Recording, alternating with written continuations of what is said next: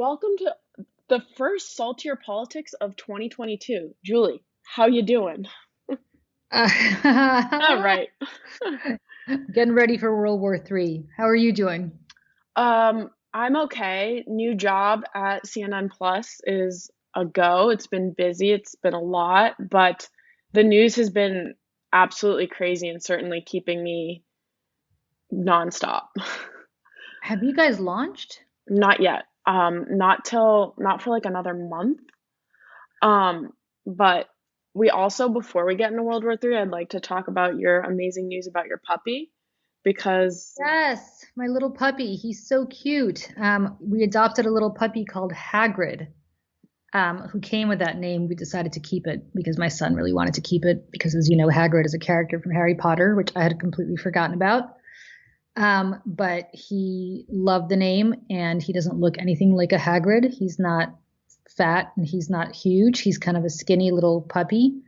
But he came up from Mississippi. He was a little rescue because he was in a kill shelter and he was a baby along with his brothers and sisters, and they were all H names. Like there was a Hermione, there was a Harry. They were all Harry Potter H names. So we got Hagrid, and he's so cute. He's such a good boy. how has it been adapting to life with a dog? Because I know you had one previously, but Well, I have my Grimace, who, as you know, was the love of my life, and always will be. But it's great. I mean, he's not little. So the funny thing is, we thought we were getting a lab, or at least a lab mix, because he looks like a lab. And then we decided to do a DNA test at the vet, which I didn't know you could even do, just to see how big he was going to get.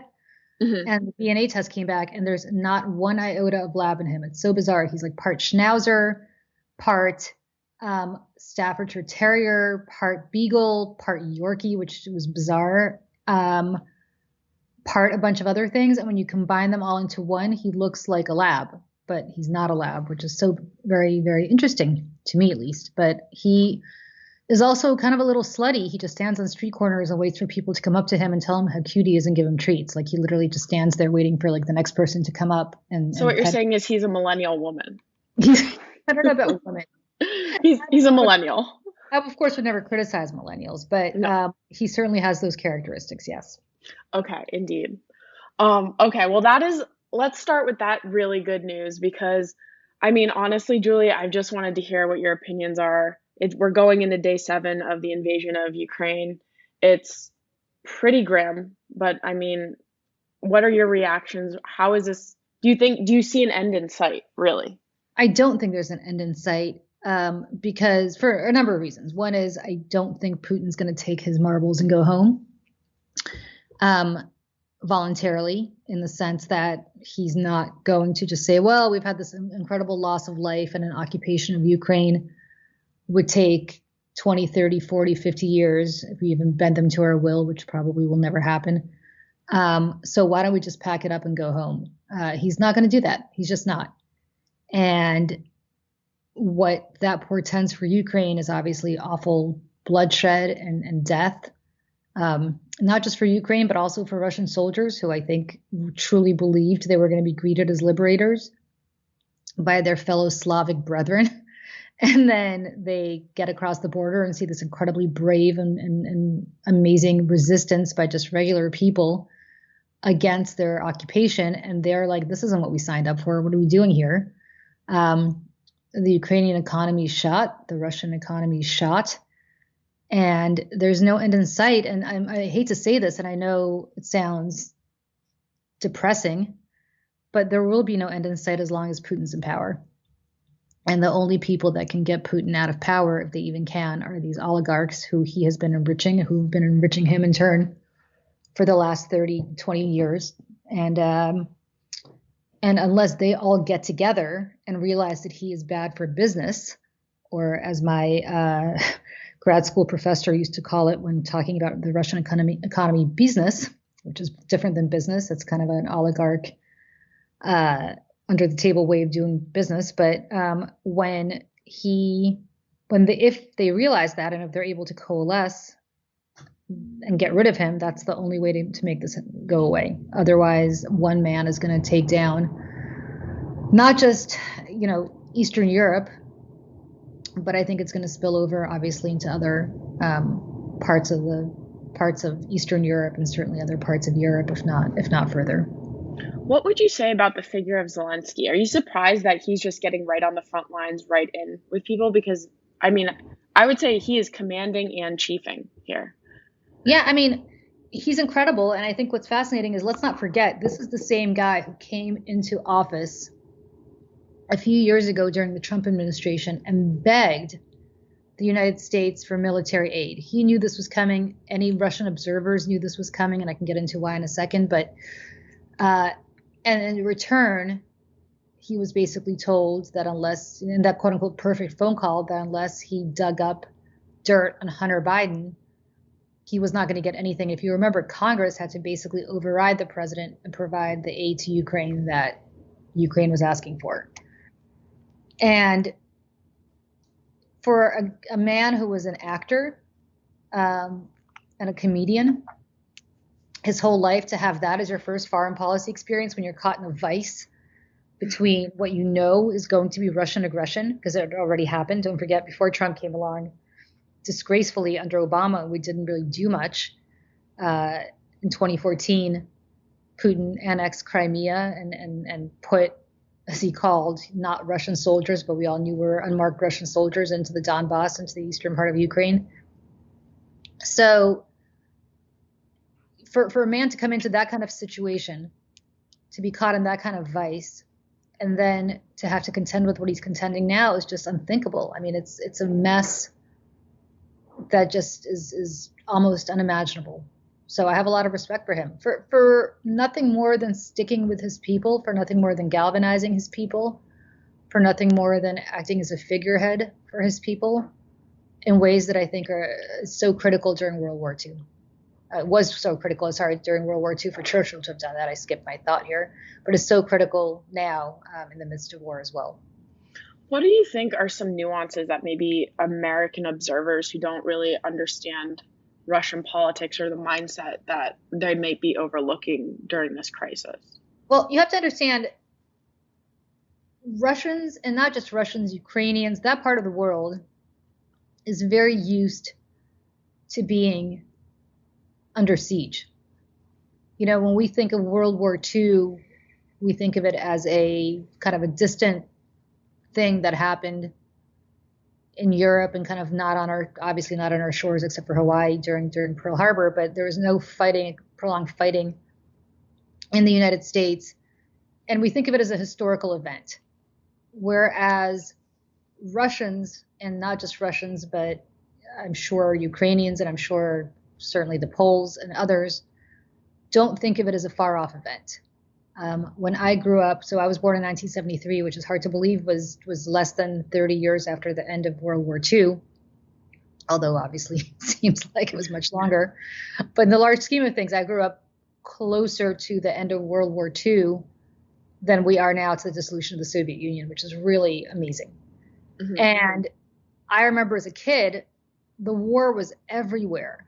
I mean, and I think about this. I mean, I was a little kid and the war was everywhere. You saw combat veterans without legs and without arms. You saw tanks, German tanks that were still outside Moscow, that were just stopped outside Moscow. I mean, it was everywhere. And this notion of we're constantly under siege was very, very present. My parents, my dad was born right before the end of the war. My mom was born the year after the war ended. And they took German. They were forced to take German in school. It was just because they assumed the Germans were coming back. They assumed that this was not over. And there's this constant sense, I think at least for my generation, which is Generation X over there, and certainly for baby boomers.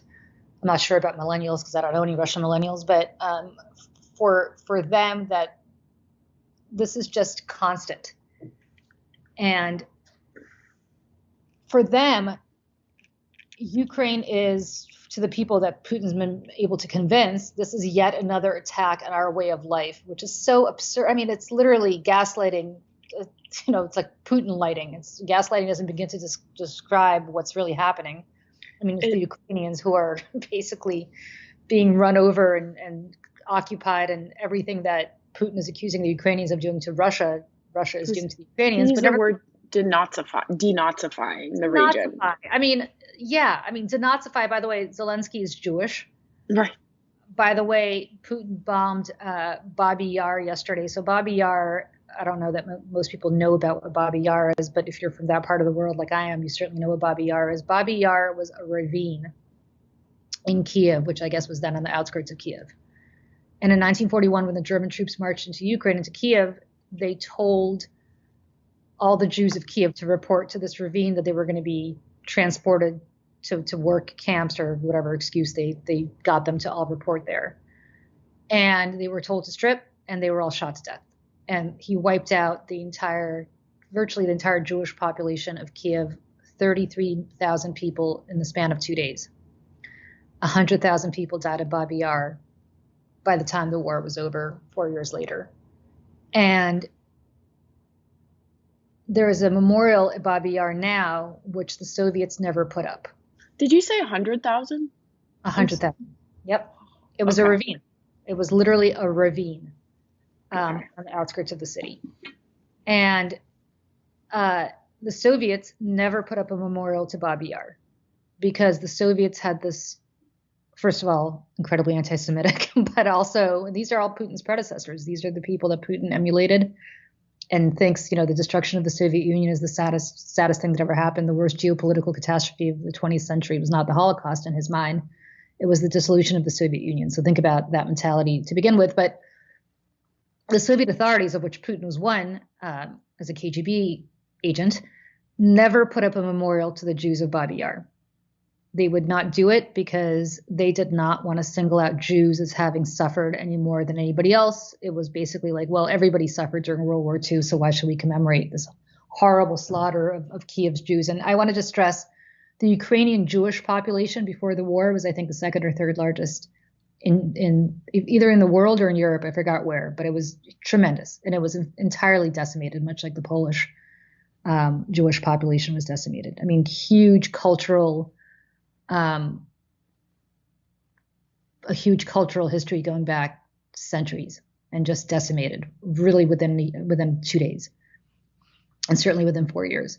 So finally, after World War II ends, after the Cold War ends, the Ukrainians as an independent nation now put up a monument to Babi Yar. And yesterday, Putin ordered that monument be bombed. So who's the Nazi here? 1,000,000%, because you're also erasing a horrible history, and that is Nazi 101. Yeah, but who's the Nazi here? Putin. Of course. But I mean, it's not really a rhetorical question. But right. But again, the way Russians win wars, it's the way they won wars against Napoleon, who I think everybody could agree was a much more brilliant military strategist than the Russians, than even Marshal Zhukov, who was the big Russian general marshal during that time. But Napoleon and Hitler, they lost in Russia. Really, Napoleon lost because of the Russian winter, but they both lost in Russia because there's just so many Russians that are willing to be sacrificed. Or maybe they're not willing to be sacrificed, but the government is willing to sacrifice. The loss of life is not that important to the regime. It never has been. And so when you put people in the meat grinder, there's just more people to put in the meat grinder than other countries have. That's extremely grim, but it's extremely grim. And that's why I feel horrible dread for the Ukrainians, because it will not stop. He does not care how many of his own people he loses.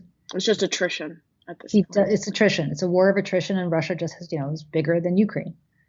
And there is only one way for this to end, and that is if Putin's own oligarchs and his own security services and his own elites understand that he is bad for business. They're not moral about it. It's not like they're watching this thinking, oh my God, how could this happen? They watched this all happen in Chechnya when he raised Grozny, the regional capital of Chechnya. I mean, the blood on his hands is amazing when he used polonium to kill uh, Russians on British soil. And I mean, I don't know if you remember the last president of Ukraine that he did that to. I mean, it's just awful, awful, awful. And ultimately, there's just nothing that's going to morally stop them. The only thing that's going to stop them is, I think, what the West is finally doing, which is if it becomes expensive for them. Right. I think even the Western companies like Visa and MasterCard taking action, and Apple and different things like But that it's too. beyond that. But it's beyond that, because Visa Okay. and MasterCard, they're taking action against regular Russian citizens who are really suffering as a result of this. Okay. I'm talking about asset seizures that the West should have. And that means, I mean, President Biden said this in his State of the Union yesterday. I don't know exactly what he means by this, but I think it's very important to do the following. You have to go after their hidden wealth, and their wealth is all hidden in the West. It is tied up in Western real estate, whether in London or in New York or in Switzerland or in the south of France or in Paris, or, you name it. It is going after their proxies, because nothing is in their name. There are all these shell companies set up by law firms and LLCs in the Virgin Islands, the British Virgin Islands, or in Panama or in Cyprus. And they're all very convoluted and complicated. I hope our intelligence services know where they are and who these people are. But you have to seize their assets, not just freeze them. You have to seize them, and revoke their visas, and revoke their visas not just for them, but revoke visas for their wives and their ex-wives, who sometimes have become their ex-wives so they could shelter their income, and their mistresses and their children, who are all studying in Western schools, and send them back. Send them back to Russia. Send them back to Moscow. It's a beautiful city. So St. Petersburg. They can spend the rest of their lives there, spending whatever money they have on whatever Russian goods they can buy at this point. But that's the only way to get rid of Putin, because he's being propped up by these oligarchs. And until you make it expensive for them to operate, then nothing's going to happen. Nothing is going to happen. It has to be a level of economic warfare that I don't think, levied enough in the wake of the bin Laden family's relationships with us, and people who were potentially tied to Osama bin Laden, that we have to do here. And it's harder because it's more than just one or two people. I mean, it's a large group of people. What should, the general population here in the US, like what advice, or like what would you say for us to be looking at and watching for? It's the money thing. It's how much can the West really like squeeze when it comes to that to help most, because it's not going to be us sending troops. Biden reiterated he's not going No, to. and by the way, we don't need to send troops. I Right. don't think we do need to send troops, because then you really start World War III. I mean, are we really going to have troops fighting now across the border from Russia? I mean, that's crazy so Right. far. I mean, check back in with me later, but right now I think that's insane. I mean, this is the 21st century. The way you fight these things, especially for a kleptocracy, which is all that Russia is by hitting Putin in his pocketbook. It has to be him directly, and not just him, but his people, his enablers, all of whom are in the West. I mean, they literally, their yachts, from what I understand, are still parked, or were as of last week parked. Some were parked in Barcelona. Now some I think are moving over to the Maldives, because you'd be happy to hear this, Emily. I know you went there too long ago. There's no extradition treaty between them and anybody else, I think, so nobody could seize the yachts there. Okay. But to the extent that there are assets like apartments, like houses, like villas in the south of France, like airplanes, if they're not back in Russian waters or Russian airspace, you have to take them. Right. You have to take them. And I believe laws exist to do this, because we obviously did this in the wake of 9/11 when we felt the need to. So there are ways to do this. The question is, are we willing to go that far? I don't know how tied up these oligarchs are with, I mean, it's fascinating. You have a guy named Alexander Lebed, who was a former KGB agent, kind of pretended he was a little bit of a Democrat with a small d back in the day, but then now is one of the richest men in the world. You don't become that way unless you're tight with Putin. His son owns a chain of British newspapers and sits in the House of Lords. And he was put in the House of Lords on the list to sit in the House of Lords by Boris Johnson. And he's Lord Lebed of, I think, of Knightsbridge in Siberia. I mean, it's like completely a weird, I don't know if it's Knightsbridge, but of some British piece of land and Siberia. Like the Right. Queen has the right to, make somebody Lord of Siberia. But anyway, what's interesting about this is that Boris Johnson was urged not to do this, that it could be potentially a security risk. He went ahead and did it anyway against the advice of, I think, his own intelligence services. And then lo and behold, of course, when Boris Johnson, before he became prime minister, this guy used to throw extravagant, insane parties that Boris Johnson used to go to all the time. They're social friends. I mean, that's what I mean about, Roman Abramovich, who is one of the biggest oligarchs. People think he's Putin's banker, just now put up the Chelsea football team, which is one of the biggest, obviously, Premier League soccer teams, for sale, but he owned Chelsea and, completely tied into society there. I think after 2014, the British were not so great about treating him well, but until then, he was perfectly accepted. And that's just one example. I mean, Oleg Deripaska, if you remember the go-between between Paul Manafort and Putin, I guess, or whoever he was representing at the time, but he, incredibly entrenched. And after 2014, after he was sanctioned, turned over his properties in New York, rented them out to Roman Abramovich's now ex-wife. Then Roman Abramovich got divorced, and Abramovich gave her $90 million worth of New York City real estate, 3 or 4 adjacent townhouses in the East 60s on the Upper East Side. So it's absolutely entrenched in just the fabric of culture and society. Yeah. And look, I don't know her. I'm sure maybe she's lovely. Maybe she's opposed to all of this, but this money is blood money. Let's be really clear. This money is money that was looted from the Russian people. It is money derived from Rosneft, which is the Russian oil company. It is money derived from Gazprom, which is the Russian gas company. It is money derived from aluminum companies that's Russian property. I mean, public property. These are all Russian commodities that these oligarchs have completely looted and have bought their way onto the board of the Metropolitan Museum of Art and have bought their way onto, into British society, into the House of Lords. I mean, are you kidding me? Right. I didn't know that. Yeah. I mean, it's there in plain sight. It's not like, I have some top secret intelligence briefing on this stuff. It's right. Insane. And it's right there. And, everybody, Page Six once in a while, I remember, I think it was Page Six, but one of these, tabloid celebrity things would be like, oh, there's Roman Abramovich's yacht parked at St. Bart's for Christmas. He's throwing, a big party at St. Bart's for Christmas along with Jay-Z. I don't know if Jay-Z, but I'm mentioning like celebrities who party on the boat with him. And it was like, oh, okay, no problem. Right.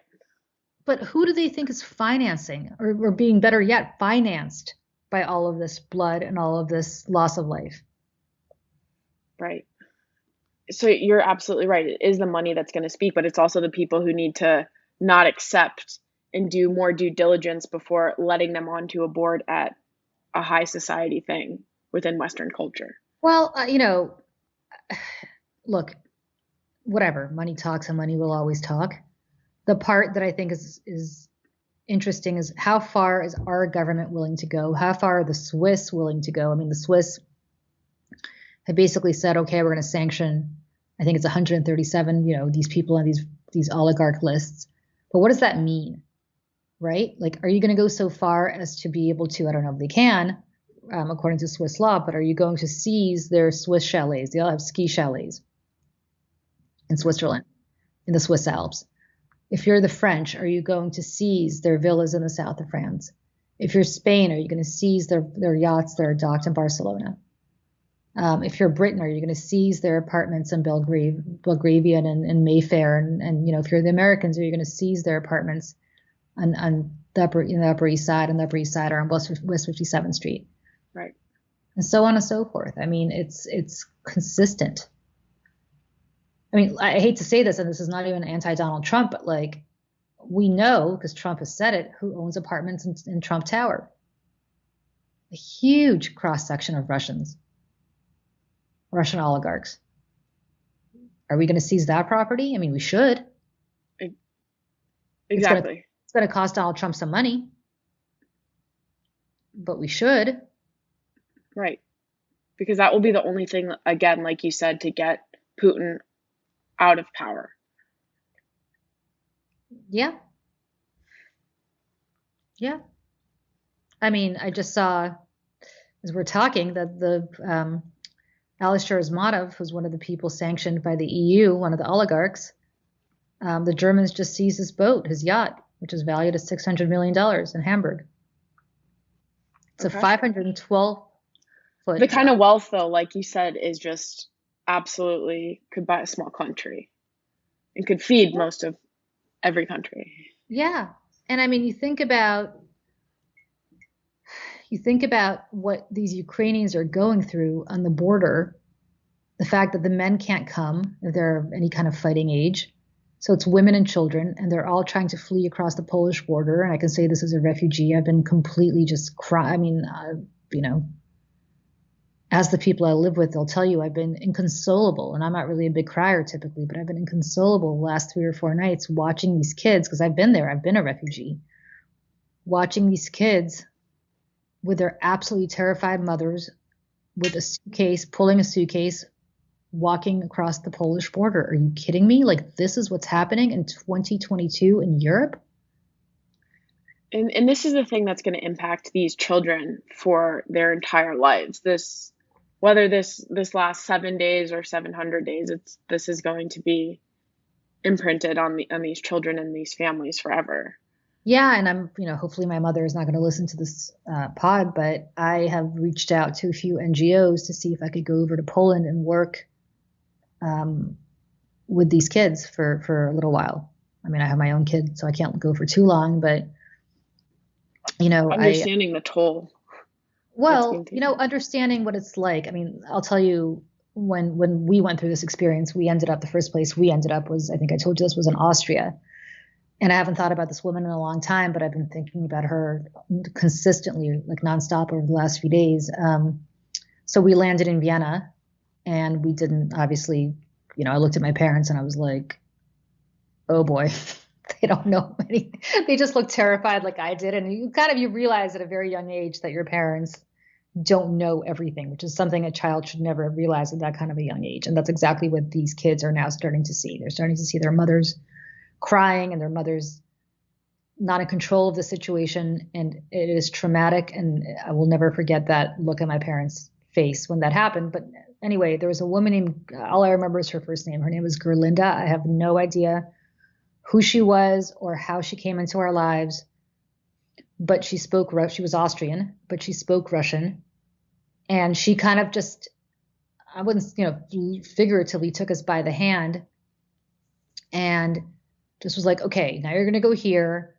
And now you're going to, I'm going to show you, I didn't know what yogurt was. She was like, this is yogurt. It's got strawberries in it. You can mix it together. Things like that you just, and the Ukrainians obviously aren't in this situation. They're not, living behind the Iron Curtain. They're very westernized. But nevertheless, it was so comforting to have somebody from the West speak to me in my language, who also could speak German and just kind of help us get around, for lack of a better word. And I thought about this and I thought, okay, I actually have no discernible skills when it comes to medical attention that they might need or anything else. I certainly have never worked with refugees, but I do speak Russian. It turns out, after listening to Ukrainian the last week, I understand Ukrainian pretty well. It's very similar to Russian, just a couple of different ways to pronounce the words. These kids are all, from what I can tell, all Russian speakers. A lot of them are from the part of Ukraine that borders Russia, where you have a lot of Russian speakers anyway. And I was like, well, what if I went to the refugee camps in Poland, if somebody will take me for a week or two and just be that person to these kids that this woman, Gerlinda, was to me when I was little.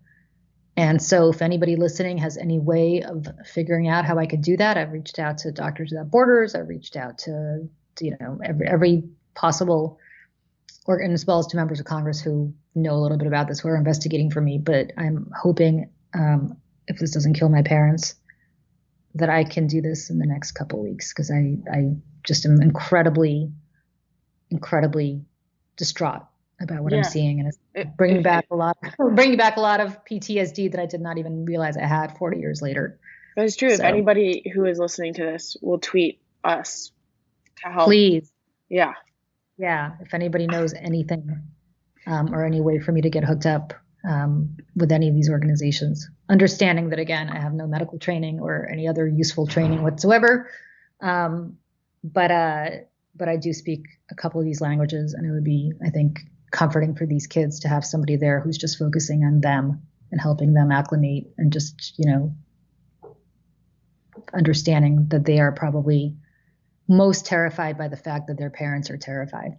That's probably at least for me, that was the scariest part, that your parents are not in control of a situation. I don't even think this week we need to say what we're salty about, because it's clear what we are. Unless you have anything else that you're salty about, because this whole thing is just horrific. The only thing I'm salty about is that I think the West is not moving as strongly against these oligarchs yet as they will. But look, it's been less than 24 hours since Biden announced that he would. Frankly, I think we should have done this in 2014. I think Obama failed miserably, and I remember saying so at the time on Fox, which they loved, but failed miserably on Ukraine back in 2014, and not slapping these people with sanctions and creating a worldwide sanctions list the way that the Biden administration obviously has. I think they can go further, and hopefully they will. I think that's a great insight, and I think also just, again, like working in news, it's like sometimes you lose sight of this human aspect. And I really think it's important for people to hear, like, for example, what you went through in the toll, that extra toll that's being taken. Because you see explosions, you see videos of that, but this emotional and psychological toll is really important, I think, for people to keep in mind as this is happening. Yeah. I think people need to keep these kids in their thoughts, these families in their thoughts, as they should for Syrian refugees and others. I remember getting a lot of flack for that back in the day. But listen, if you feel sorry for Ukrainian refugees and you don't feel sorry for Syrian refugees, that's only because you might be racist. But they should also bear in mind the people of Russia, who, I have to say, I have grandparents who finally left there, but were not able to leave for a long time. And I keep thinking, if they were still alive and they were still there now, they'd be very, very old by now. But if this were 30 years ago, when they were in their 80s or their 70s, as a lot of these Russian pension years are, they would be starving to death right now. The ruble is valued at less than a cent at the moment. No way to access food, no way to access money, no way to leave the country anymore to see their family if their family is living abroad, no way to receive money from their family if their family is abroad, and all because of one man, all because of Vladimir Putin. And I just want people to bear in mind, because I also remember the hatred towards Russians during the Cold War, which I lived through, and being called a commie very often when I first came here in the 1980s. And I think it's very important to bear in mind that these people are probably as victimized by Putin as anybody in the world. And it's important to bear them in mind too, and to wish them the best. while understanding that the people who are really in charge, which are the oligarchs and the elites, must, for the sake of their own people, for the sake of their country, for the sake of their own pocketbook, because I don't think they really care about their country or their fellow Russians, get rid of this guy. He can go to his dacha. I think that is the note. I think we'll definitely be back soon within the next week or two to talk more about this. Julie, the insights that you've given are very fantastic, and everybody should listen to this and also help if they have any insights on to how you can help and how we all can help. Thanks, Sam. All right. Talk to you soon, All right, Julie. talk to you. Bye.